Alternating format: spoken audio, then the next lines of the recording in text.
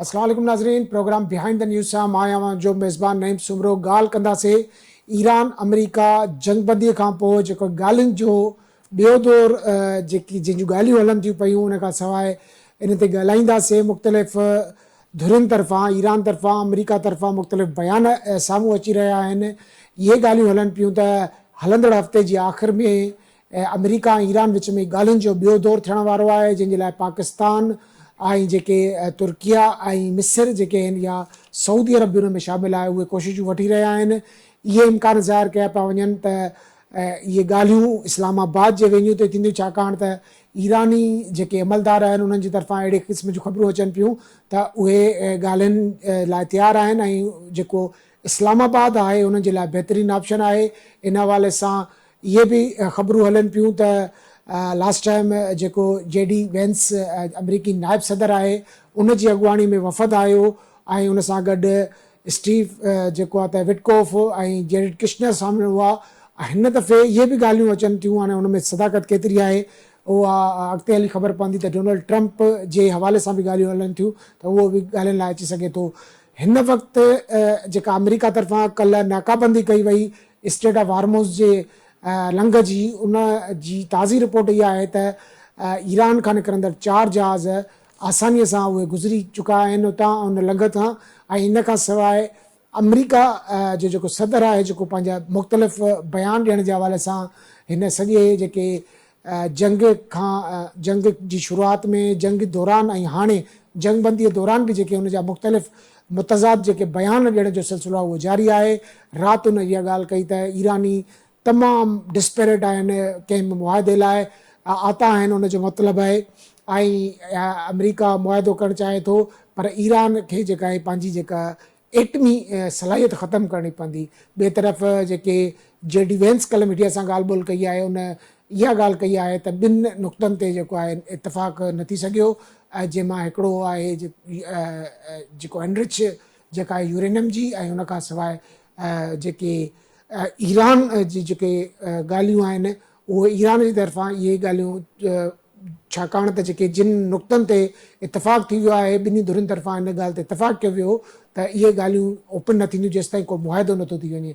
त बज़ाहिर इहे जेके ॻाल्हियूं असांखे नज़र अचनि थियूं उहे अञा ताईं ॿिन्ही धुरियुनि तरफ़ां ऑफिशियली कंहिं बि क़िस्म जो जेको आहे त अनाउंसमेंट न कई वई आहे त कहिड़नि नुक़्तनि ते डेडलॉक आहे। पर जेके असां वटि रिपोर्ट्स अचनि थियूं उन्हनि मां ईरान जो जेको इनरिच्ड यूरेनियम आहे उहो अमेरिका हवालगी जो मुतालबो थो करे ऐं जेको आहे जेका सलाहियत आहे इनरिच करण जी उहा मुकमल तौर ते ख़तमु करण जी ॻाल्हि पियो करे। ऐं इन खां सवाइ हुरमुज़ लंघ ते कंट्रोल जे हवाले सां बि कुझु ॻाल्हियूं पेंडिंग में असांखे ॿुधण में अचनि थियूं।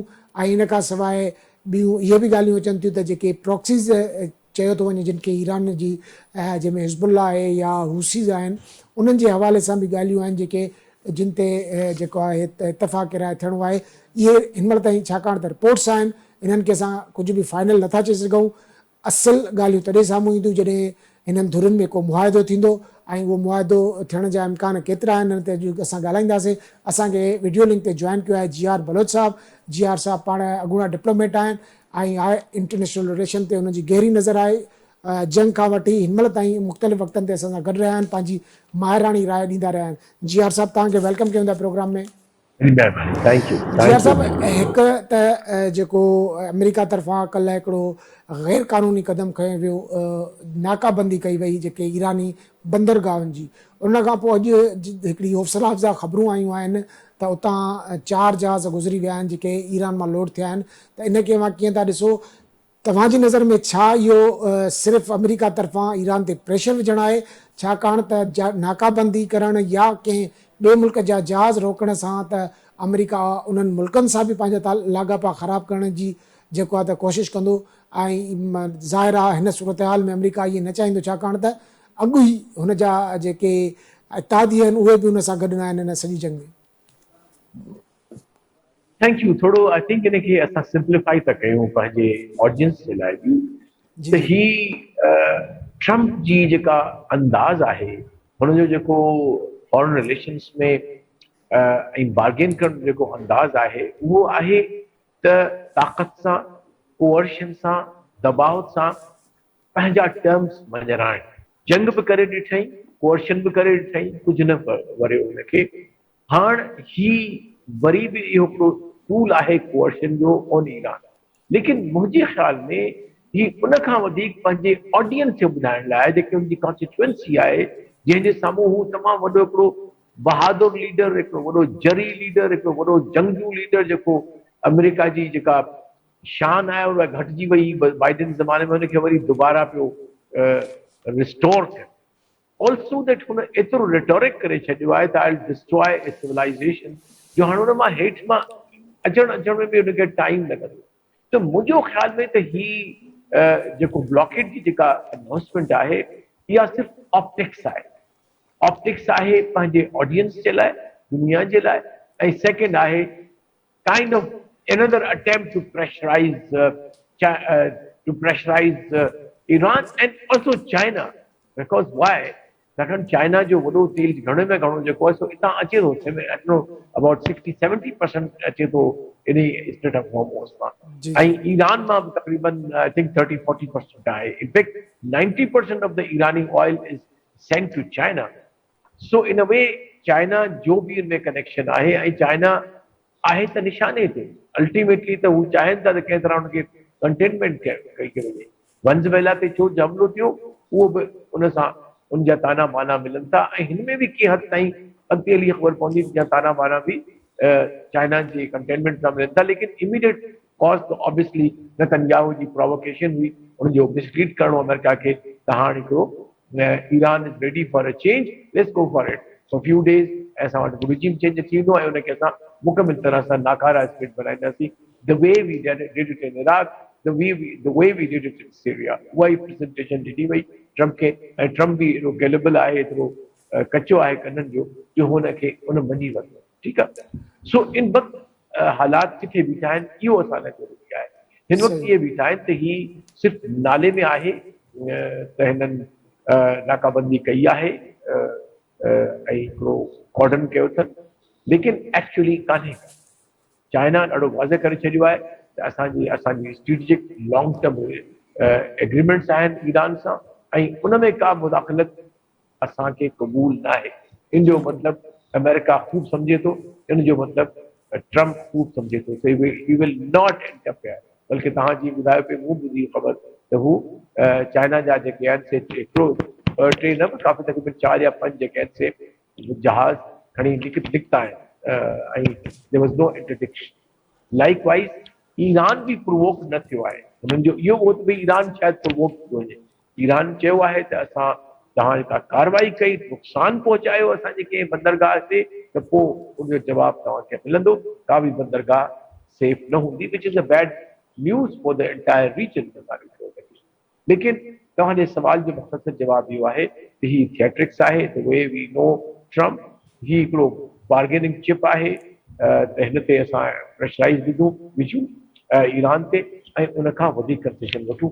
लेकिन मां कोन थो सम्झां त ईरान पंहिंजी पोज़ीशन खां पोइ हटंदो या दुनिया इनखे मञींदी। इनफैक्ट दुनिया निंदियो आहे, जापान जा जेके एलाइज़ आहिनि उन्हनि बि निंदियो आहे। So I think it's a bad move, it's a bad move. अच्छा जियार साहब, ईरान पोइ हिते न हटंदो, अमरीकी सदर डोनाल्ड ट्रम्प खे फेस सेविंग खपे, हुनखे पंहिंजे आवाम खे ॿुधाइण लाइ का अहिड़ी शइ घुरिजे त मां हे ईरान वटां खणी आयो आहियां, ऐं ईरान अहिड़े क़िस्म जी का बि जेका डील करणु नथो चाहे जंहिंसां इहो तासुरु वञे त ईरान झुकी वियो। त हे सूरत हाल अव्हांखे केॾां वेंदे नज़र पई अचे, छाकाणि त जेके दुनिया आहे हाणे हुन सम्झी छॾियो आहे। इहे द इकॉनमिस्ट मिनट्स जी बि कल्ह ख़बर आई त जंग ॾांहुं ॿीहर डोनाल्ड ट्रम्प न वेंदो। त जेकॾहिं अमेरिका जो सदर कुझु ॾियणु चाहे थो पंहिंजे अवाम खे, या काउंट कराइणु चाहे थो का अहिड़ी शइ त मां हीअ शइ खणी आयमि ईरान जंग मां, ऐं जेकॾहिं ईरान वरी जी ॻाल्हि था कयो तव्हां, त उहो बि पोइ थियण लाइ तयारु न आहे, त विचो रस्तो अव्हांजी नज़र में कहिड़ो निकिरी सघे थो? सो ऑलरेडी जेको आहे ट्रम्प, दे आर वेरी तमामु हिकिड़ी सोफिस्टिकेटेड जंग लड़ंदा आहिनि नैरेटिव्स। ऐं मूं तव्हांखे ॿुधायो त हुनजो स्ट्रेटेजिक मसइलो हींअर आहे पंहिंजी ऑडियंस, छो जो उते तमामु घणी रिज़ल्टमेंट आहे। वॾो जेको आहे सो 17 सिटीज़ में जे ख़िलाफ़ निकितो हुयो, ऐं हुनजी जेका अप्रूवल रेटिंग 30% खां बि घटि थी वई आहे। सो हिनखे हाणे इहो मसइलो आहे। So I think apparently जेको emphasis बार-बार थिए पियो त असां we will not allow Iran to have a nuclear weapon. भई न्यूक्लियर वेपन हू करण ई कोन थो चाहे, ऑलरेडी हुननि जे जेको रहबर आहे उन चई छॾियो आहे त असां ही हराम आहे, इंसानियत जे ख़िलाफ़ आहिनि, will not do it. Plus ईरानी एनपीटी जो मेंबर आहे नॉन प्रोलिफरेशन ट्रीटी जो, हुनमें का लिमिट्स आहिनि, उन खां बि ईरान अञा बि हेठि अचण जे लाइ फेबरवरी में जॾहिं ओमान सां गॾु मीटिंग पे थी त हुनमें हुन एग्री कयो, ऐं हींअर बि हुननि चयो आहे त असां we can be very very flexible on this because that is their not intention to make any nuclear bomb. ही त इनखे सिर्फ़ु बहानो खपे थो तबाह करण लाइ, ईरान खे सर जंग करण जे लाइ। हिते इन जो जी न्यूक्लियर बम ठाहिण जो त मामिलो आहे ई न, जेके ॻाल्हियूं तव्हांजे बि नज़र मां गुज़रियूं हूंदियूं, असांजे बि नज़र मां गुज़रियूं आहिनि, त हो जेको इनरिच थियल 400 किलोग्राम खां वधीक जेको यूरेनियम आहे उहो चवनि था त अमेरिका खे ॾियो, इन ते ईरान राज़ी नथो थिए, ईरान जी इन ते जी जी राज़ी कीअं बिल्कुलु, थींदो? जी जी जी मां तव्हांखे ॿुधायां पियो त हू नैरेटिव कहिड़ो पियो थो वीव करे, मां उनजी ॻाल्हि पियो कयां सही त हू नैरेटिव जेको ट्रम्प इहो पियो करे त असां हिनखे बिकॉज़ ऑफ मां एतिरी सारी जंग कई आहे ताकी हिन वटि न्यूक्लियर वेपन न अचे, उहो त असांखे सभिनी खे ख़बर आहे, एवरी वन नोज़ कि न हिननि सोचे छॾियो आहे। हाणे जेको मसइलो टेक्निकल आहे त केतिरी इनरिचमेंट कंदा, ऐं जेको इनरिच्ड 400 ग्राम आहे 60% इनरिच, इन जो छा थींदो, त इहे ॻाल्हियूं Iran is open to be talking to it, इहो कोन्हे को कोन्हे ओपन, त मूंखे लॻे थो त को न को वाया मीडिया में अची वेंदो, रशिया चयो आहे त असां रखण लाइ तयारु आहियूं, का टी का थी वेंदी का ताक़त जेका हिनखे महफ़ूज़ रखे, या को AI जी का अहिड़ा रिजीम अची वञे जेको हुननि खे मुसलसिल ईअं हूंदो आहे त हुननि छा आहे कैमरा रखंदा आहिनि जेको हिननि हुआ ऑलरेडी इन मॉनिटरिंग मैकेनिज़म जॾहिं जेके 24/7 हुन ते अख रखंदा आहिनि त भई हीउ जेको बॉक्स आहे इहो हिते पियो आहे, लिहाज़ा जेकॾहिं नियत आहे सुलह जी त दे आर सेवरल डिवाइसिस जंहिंजे तरीक़े सां इहो वेरीफाई करे सघे थो त हीउ न्यूक्लियर इनरिचमेंट न पई थिए, ऐं जेका जेकॾहिं थियल आहे उहा महफ़ूज़ रखंदी आहे। जी अच्छा जीआर साहब, ईरान तरफ़ां इसराइल ऐं अमेरिका जे हमलनि में 270 अरब डॉलर जे नुक़सान जे अज़ाले जो जेको हर्जाणो आहे उहो नार मुल्कनि खां घुरियो आहे। तव्हां सम्झो था त टाक्स दौरान अहिड़े क़िस्म जूं ॻाल्हियूं बि थींदियूं त ईरान खे कंपनसेट कयो वञे, त जेको हुनजो नुक़सानु थियो आहे, नो डाउट ईरान जो तमामु घणो नुक़सानु कयो आहे इसराइल ऐं अमरीकी स्ट्राइक्स, त जेकॾहिं ॻाल्हियुनि में इहे ॻाल्हियूं अचनि थियूं त छा नार मुल्क उहो हर्जानो भरे ॾींदा या उन लाइ को विचो रस्तो कढियो वेंदो, छाकाणि त ईरान शुरूअ खां वठी इहा ॻाल्हि थो करे त असां ते जंग मड़ी वई आहे ऐं असांखे कंपनसेशन खपे। जी पॉसिबल आहे त हू as a leverage and as a bargaining chip Iran ज़रूरु इनखे उथारींदो ऐं ज़ोर बि ॾींदो इन ॻाल्हि ते, ऐं उनजो हिकिड़ो विचो रस्तो इहो बि हिननि कढियो आहे जेको आई थिंक जंहिंजा इशारा मिलिया पिया इवन अमेरिका खां, त को अहिड़ो टैक्स मणिजे जेके जहाज़ ईंदा जंहिंसां इहा कॉम्पनसेशन सॼी न सही लेकिन कुझु मिली वञे, लेकिन उन जूं इम्प्लीकेशन्स आहिनि, सो उहे वरी रीजनल कंट्रीज़ खे पसंदि न ईंदियूं, त in a way you are conceding the sovereignty of Iran over the Strait of Hormuz, which is not a exclusive economic zone, लेकिन हिकिड़ो जेको United Nations Convention on Laws of the Seas on Calls जेको आहे उहो आहे, उन मुताबिक़ जो आर्टिकल आहे 33 to 44 उन में आहे त इहे जेके वाटर वेज़ आहिनि इंक्लूडिंग स्टेट ऑफ हॉर्मोज़, इहे इंटरनेशनल फ्री वेज़ आहिनि, इन ते केरु बि टैक्स नथो भरी सघे, को इनखे रोके नथो सघे, इवन जंग जे वक़्तु बि नथो रोके सघे, even in fact now America is violating that laws of the sea, वो पाण कन्वेंशन यूएन जी करे पियो थो वायलेट, सो आई थिंक उन में मुश्किलातूं अची सघनि थियूं, लेकिन जेकॾहिं म्यूचुअली एग्रीड थियनि था उहे ठीकु आहे, जेके जहाज़ हितां हितां ईंदा उहे एग्ज़ैम्प्ट आहिनि, हिन क़िस्म जा मसइला मेडिकल जा फ्री आहिनि, फूड जा फ्री आहिनि, या ह्यूमैनिटेरियन असिस्टेंस जा फ्री आहिनि, जीअं हिननि कोशिशि कई हुई जॾहिं हिन जी ब्रिकेट हिन जी रोकी हुई राहदारी रशिया जेको आहे यूक्रेन जी, सो मॉडल्स आहिनि दुनिया में जेके फॉलो करे सघनि था, सो पहिरीं ॻाल्हि आहे त ॻाल्हि ॻोल्ह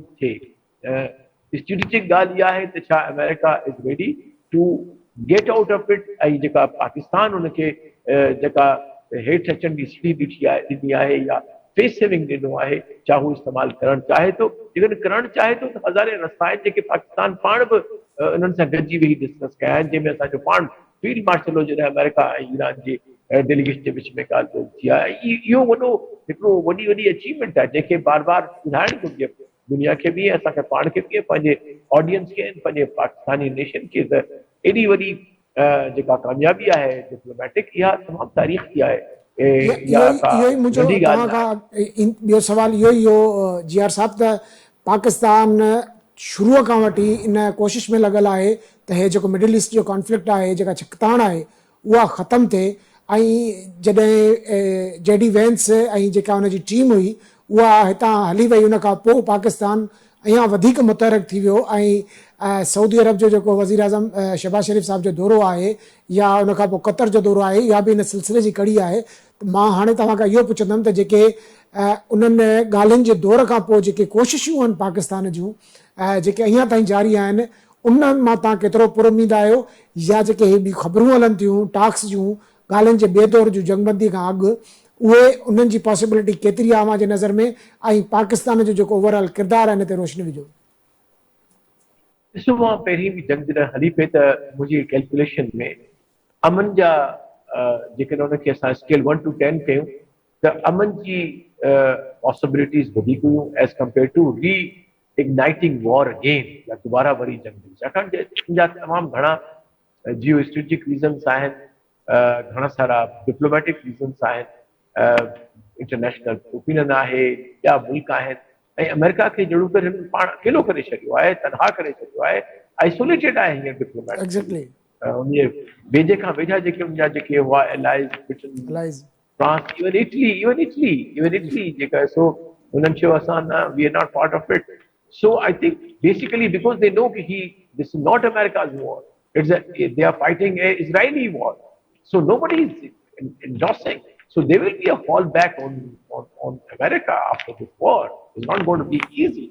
लेकिन मूंखे तमामु घणी उमेद आहे त ॿियो दौर थींदो, इंशाअल्लाह वरी पाकिस्तान ई उनजी मेज़बानी कंदो, इहो एज़ाज़ वरी बि पाकिस्तान खे मिलंदो, ऐं तमामु घणी होप आहे त को न को सोल्यूशन, चाहे पोइ घणो लॉन्ग टर्म न बि मिले, त कम अज़ कम ही जेके बादल आया आहिनि जंग जा, उहे हटिजी वेंदा, ऐं वरी इंशाअल्लाह ही रीजन जेको आहे कुझु वक़्त जे लाइ सुख जो साथ आहे। अच्छा जियार साहब, जेका अमेरिका तरफ़ां हे वफ़द डेलीगेशन मोकिलियो वियो, इहो हाईएस्ट लेवल जो हो, 1979 खां पोइ पहिरियों दफ़ो हो जो इन आला सतही जेके इन ॻाल्हियूं थियूं ईरान ऐं अमेरिका विच में। हाणे जेको ॻाल्हियुनि जो ॿियो दौरु आहे, अव्हां जी नज़र में केरु अची सघे थो?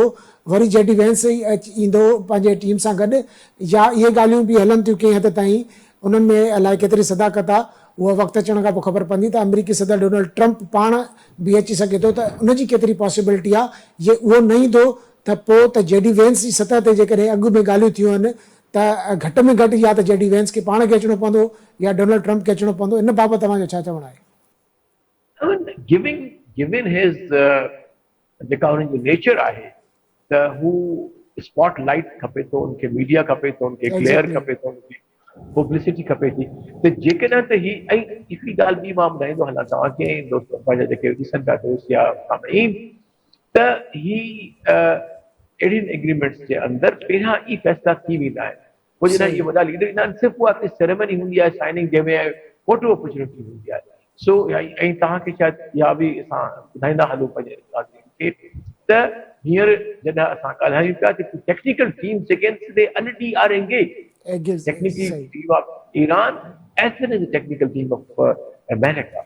So इन जो मतिलबु आहे त ॻाल्हियूं हलनि पियूं, को पॉज़ में न आयो आहे हुन में, ठीकु आहे।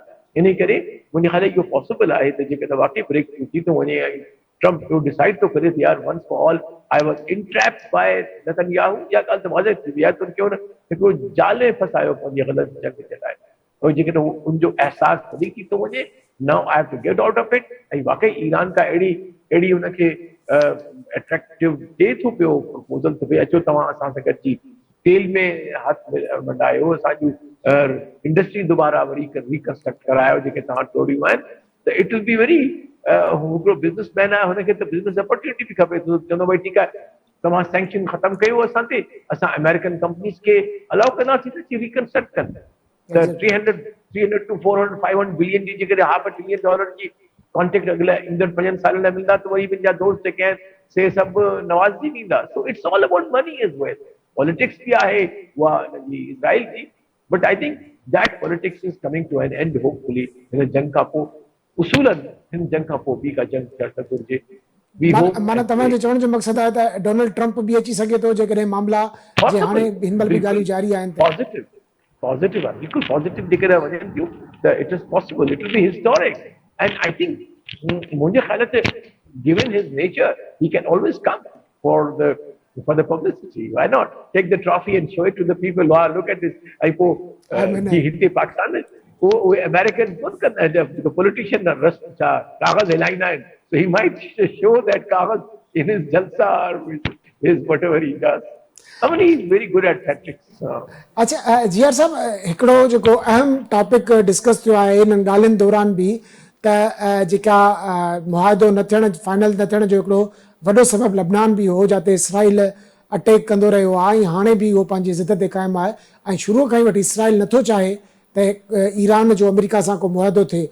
त तव्हां सम्झो था त अहिड़े क़िस्म जो ॻाल्हियूं जेके थियनि थियूं उन्हनि में लबनान जी जंगबंदी या लबनान ते ॿीहर हमला न करण बि शामिल हूंदो ऐं उन खां सवाइ जेके ॿियूं ॻाल्हियूं आहिनि अमेरिका इसराइल ऐं लबनान विच में उहे बि जेके रिथियल हुयूं उन्हनि जो फ्यूचर कीअं था ॾिसो ऐं लबनान जो जेको मुहाज़ आहे उन उहो हिन मुआदे में का रंडक बणिजी सघे थो छाकाणि त इसराइल त कॾहिं बि न चाहींदो त ईरान ऐं अमेरिका विच में मुआदो थिए.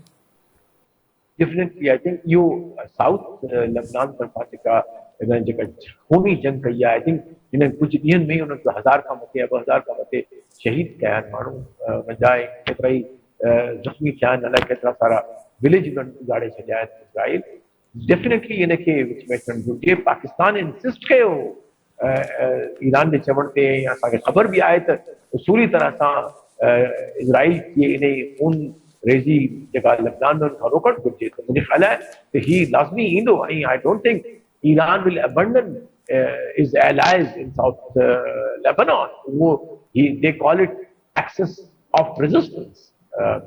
He खणी उनखे प्रॉक्सीज चवनि, लेकिन असांखे हुनखे चवण वक़्तु या रेफर करण वक़्तु त जेके एक्सिस ऑफ रेजिस्टेंस जा जेके साथी आहिनि ईरान जा, असांखे इहा मिसोलॉजी इस्तेमालु करणु घुरिजे. अनफॉर्चुनेटली असांजे मीडिया में बि साॻियो ई लफ़्ज़ इस्तेमालु थिए थो प्रॉक्सीज वारा, छाकाणि जो असां ॿुधूं था, बट देयर आर टू कैनोटेशन्स. ॿ ॻाल्हि ॿिन्ही जो माना मुख़्तलिफ़ आहे, सो माण्हुनि जे ज़हन ते मुख़्तलिफ़ थी थो वञे. सो आई थिंक अॼु खां वठी कम अज़ कम मां बि तव्हांखे इहो ई अर्ज़ु कंदुसि त जॾहिं हिननि ते तव्हां रेफर कयो त हिनखे तव्हां चओ एक्सिस ऑफ रेजिस्टेंस जा जेके साथी आहिनि उन्हनि जे हवाले सां छा थींदो.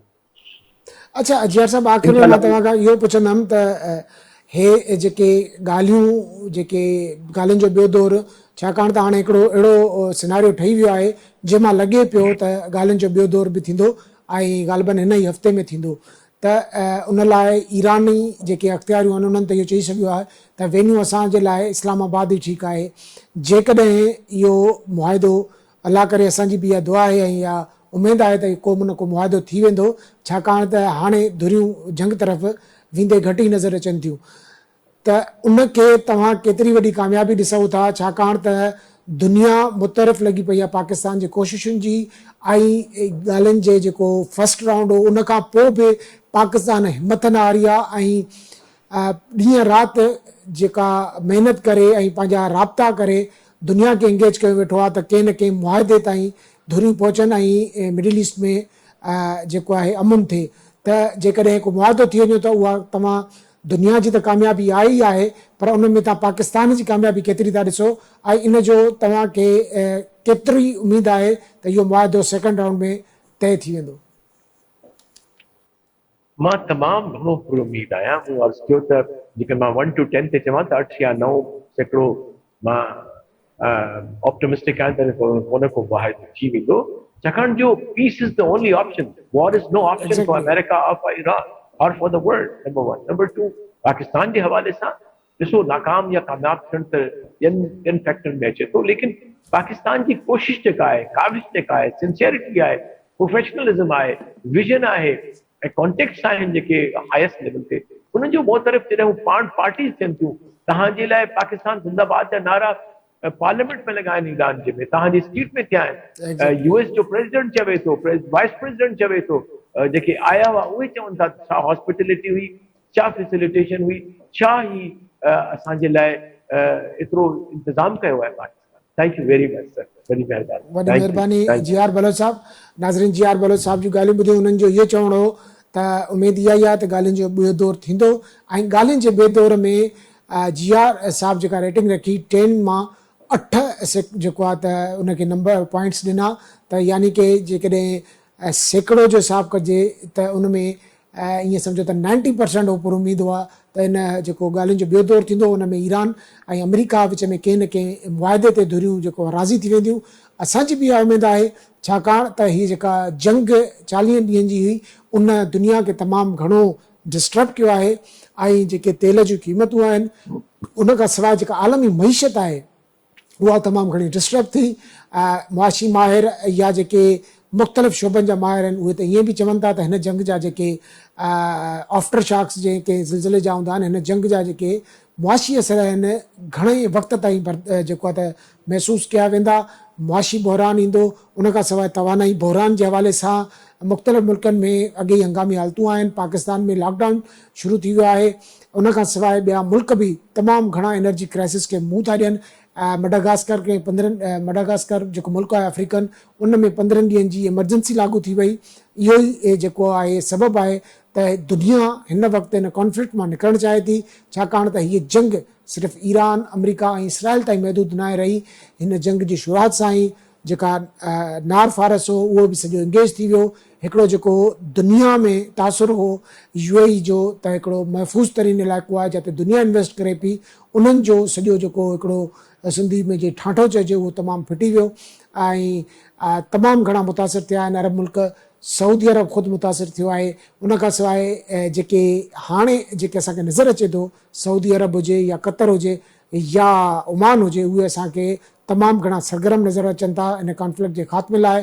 वज़ीर आज़म शहबाज शरीफ़ जो सऊदी अरब जो दौरो आहे, इन खां सवाइ कतर वञण जूं बि ॻाल्हियूं हलनि पियूं। असां उमेदु इहा ई था कयूं त हिन जेका जंगबंदी थी आहे इहा मुस्तक़िल जंग जे ख़ात्मे में तब्दील थिए, ऐं विचो भर में हिकु दफ़ो ॿीहर अमुन अचे, ऐं जेको ईरान जो जेको नुक़सानु आहे उहो बि जेको आहे त कंहिं न कंहिं हिसाब सां उनखे कंपनसेट कयो वञे, छाकाणि त हीअ जंग पहिरें ॾींहं खां 28 फेबरवरी खां हीअ जंग ईरान ते मड़ी वई। ईरान जी क़यादत खे शहीद कयो वियो, ईरान जो इंफ्रास्ट्रक्चर तबाह कयो वियो, पर उन बावजूदि उहो बीठल रहिया। त उमेदु इहा था कयूं त जेका हीअ जंगबंदी आहे इहा मुस्तक़िल जंगबंदी में कन्वर्ट थिए, ऐं अमेरिका ऐं ईरान कंहिं न कंहिं मुआदे ते पहुचनि। अॼु जे प्रोग्राम लाइ एतिरो ई। ईंदड़ प्रोग्राम ते ॾींदा इजाज़त। अल्लाह वाही।